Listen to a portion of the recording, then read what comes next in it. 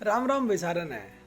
आज हम बात करेंगे हिंदुस्तान के जातीय समीकरण के बारे में कि कैसे हिंदू खंड खंड में बटा हुआ है और उस खंड खंड में बटने की वजह से क्या क्या दुष्परिणामों का सामना करना पड़ा है। ये सुनार लुहार और कुम्हार की लड़ाई में कितना ज्यादा हिंदुस्तान के हिंदू को नुकसान हुआ है। जो ये मनुस्मृति किताब है जिसका विरोध इतने सालों से चलता आया है, उसमें लिखा है कि ब्राह्मण सबसे ऊपर है। क्योंकि ब्राह्मण ने सारे शास्त्रों को लिखा है तो स्वयं को सबसे ऊपर बताना नहीं भूला। ब्राह्मण की जाति सबसे ऊपर है, उसके बाद आते क्षत्रिय, फिर आते सवर्ण, फिर आते शूद्र। शूद्र ने सदैव इस बात का विरोध किया कि हमको सबसे नीचे किस लिए रखा गया। शूद्रों को ब्राह्मण ने मंदिर में प्रवेश तक नहीं दिया, शूद्रों को वंचित रखा। जो साधारणता मानवता के अधिकार हैं उनसे भी शूद्रों को वंचित रखा। तो इस मनुस्मृति की व्यवस्था को, इस जातीय प्रणाली को सदैव शूद्रों ने ठुकराया है, इसका विरोध किया है। फिर शूद्र के इतने विरोध के बाद, हजारों सालों के उत्पीड़न के बाद हमने उसको आरक्षण दे दिया। और दिक्कत की बात यह है कि शूद्र ने उस आरक्षण को स्वीकार कर लिया। उसने मान लिया कि मैं शूद्र हूँ, सबसे निम्नतम हूँ।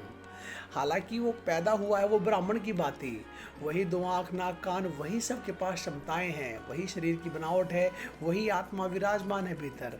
पैदा हम सब एक तरह हुए हैं, लेकिन पैदा होने के बाद, जन्म होने के बाद हमको खंड खंड में विभाजित किया गया है। इस विभाजन की वजह से भारत को बहुत नुकसान हुआ। दूसरे मुल्कों से आई हुई शक्तियों ने जब भारत की शक्ति पे आक्रमण किया तो हम तो खंड खंड में बटे हुए थे। हम उनका डट कर एकजुट होकर सामना नहीं कर पाए, हम खंड खंड में बटे हुए थे। और शूद्रों ने तो जान लिया था कि उनको तो सिर्फ गुलामी करनी है, मालिक की कुर्सी पे चाहे कोई भी विराजमान हो। पहले मुगलों का शासन था तो वो गुलाम थे, फिर अंग्रेजों ने कब्जा कर लिया तो अंग्रेज के राज में फिर वो गुलाम थे, फिर अंग्रेज जब छोड़ के चले गए तो हिंदुओं का राज था तब भी वो गुलाम थे। इसलिए उन्होंने तो ये जातिवाद, इस मनुस्मृति को मानने से इनकार कर दिया। गुलामी से अगर ऊपर उठना है तो इनको खंडन करना पड़ेगा मनुस्मृति को, शूद्रों को आग तक लगाना पड़ गया मनुस्मृति को, इतना ज्यादा विरोध हो गया उसका। भीमराव अम्बेडकर ने तो सोचा कि जब तक हिंदू की इस प्रणाली में रहूंगा तब तक तो यहाँ मालकियत मेरे को हासिल होगी नहीं, यहाँ तो एक क्षुद्र गुलाम बनकर ही मुझे रहना पड़ेगा। इसलिए वो तो बुद्ध धर्म की तरफ प्रस्थान कर लिया था। अब शूद्र अपने आप को गुलाम समझे कैसे? यद्यपि है तो उसके अंदर भी परमात्मा का बीज है, तो अंतिमता वो भी परमात्मा। कैसे वो स्वयं को गुलाम समझ सकता है, कैसे वो खुद को गुलाम मान सकता है? ये तो हमारी तथाकथित मान्यताएं हैं, हमारी धारणाएं हैं कि उसको कहा गया कि तू इस जन्म में कुछ ऐसे कर्म कर जिससे तुझे अगला जन्म ब्राह्मण के घर हो। तो इस आस में क्षुद्र अच्छे कर्म कर रहे हैं कि अगर इस जन्म में हम अच्छे कर्म करेंगे तो शायद क्या पता कल उनको ब्राह्मण के घर में जन्म मिलेगा। और जो ब्राह्मण के घर में जिनको जन्म मिला है वो उनके कर्म की तो बात ही मत करो।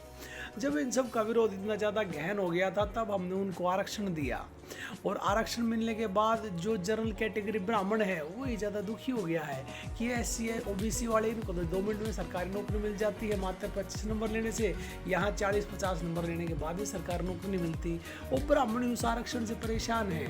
पर इतने हजारों सालों के जो उत्पीड़न था उनको तो आरक्षण मिलना ही चाहिए था, लेकिन उस क्षुद्र का उस आरक्षण को ग्रहण करना, स्वीकार करना आरक्षण को, वो बहुत, उसने खुद को मान लिया कि मैं क्षुद्र हूँ, मैं निम्नतम हूँ, जबकि है उसके अंदर भी विराट का बीज है। हम सबके पास एक ही ऊर्जा, कभी हम धर्म के नाम पे लड़ते हैं, कभी हम देश के नाम पे लड़ते हैं, तो कभी हम अपनी जाति में ही लड़ते हैं। तू सिया है मैं सुन्नी हूँ, कभी वहाँ टकराव होता है, कभी 2 देशों का टकराव होता है, तो कभी 2 जातियों का टकराव होता है। लेकिन है सबके पास एक ही क्षमता, एक ही एबिलिटी लेके हर कोई व्यक्ति पैदा हुआ है। लेकिन जब वो पैदा हुआ है तो उसको खंड खंड में डिवाइड कर दिया गया है, एकजुटता नहीं है, वो एक को स्वीकार नहीं कर पाता। हमारा समाज खंड खंड को स्वीकार कर लेता है टकराव के लिए। संसार का अहंकार उस एक को स्वीकार नहीं करता, अपने आप को खंड खंड में बांट लेता है, वरना फिर वो लड़ेगा किससे, टकराव किससे करेगा? अगर हम सब के पास एक ही ऊर्जा है, हम सब के पास एक ही शक्ति है, कोई परा है ही नहीं, सिर्फ स्वा है, सिर्फ एक है, तो फिर वो टकराव किसके साथ करेगा? ये सिर्फ हिंदू धर्म में नहीं है, मुसलमान धर्म में भी सिया और सुन्नी होते हैं, ईसाई धर्म में भी कैथोलिक और ऑर्थोडॉक्स होते हैं। बुद्ध धर्म बुद्ध के मरने के बाद 32 संप्रदाय में बट गया था। जैनी जो होते हैं वो श्वेतांबर दिगंबर होते हैं। ऐसे प्रत्येक धर्म प्रत्येक समुदाय में आपको खंड खंड मिलेंगे। अगर खंड खंड नहीं होंगे, एक होगा, तो फिर वो टकराएंगे किससे? आक्रमण और मार धाड़ किससे करेंगे? ये जो हम सब के अंदर पशु की क्षमता है, वो आक्रमण, वो अहंकार कहाँ प्रदर्शित करेंगे? अब बात करते हैं जाट और ब्राह्मण की। ये दो बड़ी जातियां हैं हमारे हिंदू समाज की। अगर ये दोनों एक साथ काम करती हैं एकजुट होके, तो बड़े से बड़े काम को ऐसे ही अंजाम देती हैं। लेकिन अगर ये विरोध में आमने सामने टकराव करती हैं, फिर तो मेरे भाई नाश हो गए और कुछ नहीं होता। आपने सुना होगा कि 16 जाट एक खाट, 12 मामण 12 घाट। कि अगर 16 जाट इकट्ठे हो जाएं, वो अपने आप को एज ए माइनॉरिटी देखते हैं कि हम छोटे से हैं, तो एकजुट हो गए रहें। अगर 16 जाट एक साथ एकत्रित हो जाएं तो एक ही घाट पे बैठेंगे। लेकिन अगर 12 ब्राह्मण होंगे तो उनके 12 अलग अलग घाट होंगे। वो दूसरे के ज्ञान को स्वीकार करना नहीं चाहेगा। एक पांडित्य दूसरे के पांडित्य को स्वीकार नहीं करेगा। तो 12 अगर ब्राह्मण है तो 12 अलग अलग नदी के किनारे घाट होंगे उनके। लेकिन अगर 16 जाट इकट्ठे हुए हैं तो वो एक ही घाट पे बैठ सकते हैं, क्योंकि जाट के अंदर इन्फीरियरिटी है, एक गिलानी है कि हम तो कम हैं, इसलिए हमें एकत्रित होकर रहना पड़ेगा। आत्म गिलानी में ही विकास है। जो मुस्लिम है कि हम तो माइनॉरिटीज हैं, हम तो कम हैं, इसलिए एकत्रित होकर रहना पड़ेगा। माइनॉरिटी इन्फीरियरिटी में ही विकास है। हम क्या समझते हैं, हम तो मेजोरिटी हैं, हम तो ब्राह्मण हैं, हम तो हमें तो किसी चीज़ की कोई जरूरत नहीं है, हमारा ज्ञान, हम ही सर्वज्ञानी, हम ही सर्वव्यापी हैं। तो 12 ब्राह्मण 12 घाट। एक ब्राह्मण ही ब्राह्मण की टांग खींच के उसे नीचे लेके आ रहा है। दूसरे की तो जरूरत ही नहीं है कि उसे कोई मुसलमान या कोई और आएगा।